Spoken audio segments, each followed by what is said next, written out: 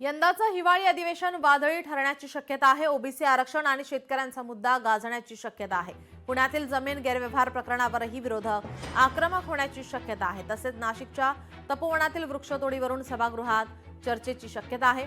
महिलांवरील वाढते अत्याचार आणि गौरी गर्जे प्रकरणावरून सभागृहात हंगामा होऊ शकतो। विरोधक सत्ताधाऱ्यांना जाब विचारण्याची शक्यता आहे।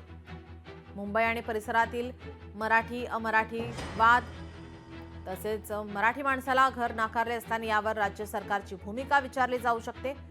कोणकोणत्या मुद्द्यावरती या अधिवेशनामध्ये चर्चा होण्याची शक्यता आहे, एक नजर टाकूयात ग्राफिक्सच्या माध्यमातून। ओबीसी आरक्षण, अतिवृष्टीमुळे अडचणीत आलेल्या शेतकऱ्यांचा मुद्दा, पुण्यातील पार्थ पवार संबंधित जमीन घोटाळा,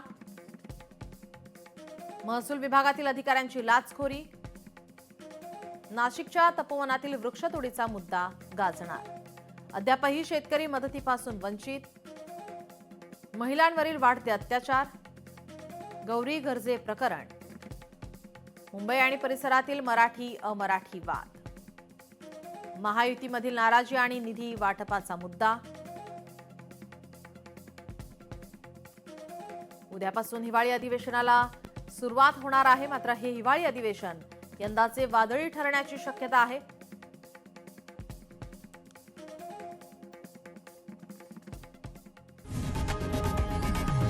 लोकशाही मराठी ऐका, पहा, जागरूक रहा।